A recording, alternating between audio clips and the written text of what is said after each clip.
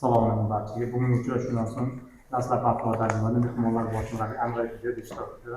Ularga salom. Avvalambor barchaga assalomu alaykum.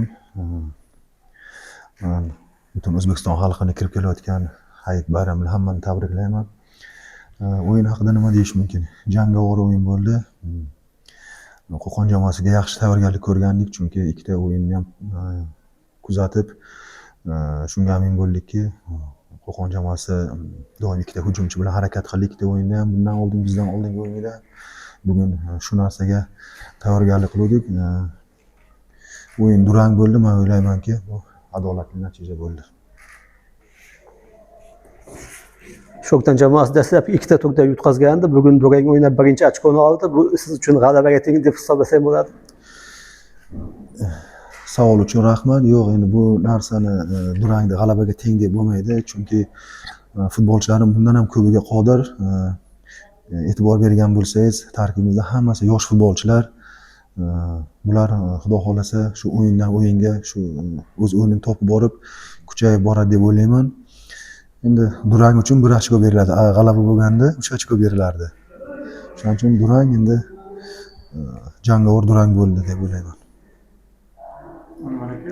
O'zingizdan hujumchi bo'lgansiz. Sizni davrida har bir klubda 20-25 ta gol uradigan hujumchi bo'lganda, zaxiradagi hujumchilar ham ancha muncha gol urgan. Hozirgi paytda o'zbek futbolida taktika juda o'zgarib ketgan, hujumchilarning saviyasi tushib ketgan. Gollar deyarli yo'q. Bo'lganda ham hujumchilar urmayapti. To'g'ri, o'rinli savol berdingiz. E'tibor bergan bo'lsangiz, shu milliy chempionatimizda ham oxirgi yillarda faqat to'purarlar, legioner hujumchilar bo'lyapti. Bu baribir o'ylab qarasak achinarli holat O'zbekiston futboli uchun. Lekin O'zbekistonda iqtidorli futbolchilar bor. Men o'ylaymanki, kelajakda albatta shu oldingi mana Soliyev, Isoqov, Xolmurodov kabi, Hamidullayev kabi hujumchilar yana yetishib chiqadi, xudo xolasa. Bugungi o'yinda ham muvaffaqiyatsizlik deb hisoblasak, keyingi turda Nasaf va Navbahorga qarshi qiyin o'yin kutib turibdi. Sho'kdan yosh yigitlar qanday tayyorlaysiz futbolchilar? Qiyin o'yinga. Endi har bir o'yinga astoydil tayyorgarlik qilamiz, chunki vazifamiz har bir o'yinga chiqib faqat g'alaba uchun to'p surish. Endi Super Ligada o'tkinchi o'yinning o'zi yo'q.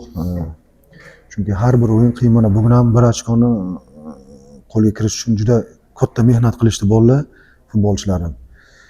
Hozir bularga ozgina bir dam berib, shu hayitdan keyin yana tayyorgarlikni shu Nasaf bilan jamoasiga qarshi, keyingi Navbahor jamoasiga bo'lgan qarshi o'yinlarga tayyorgarlik qilaveramiz. Baribir hamma bilan o'ynashimiz kerak chempionatda. Rahmat. Rahmat sizlarga ham sog' bo'linglar.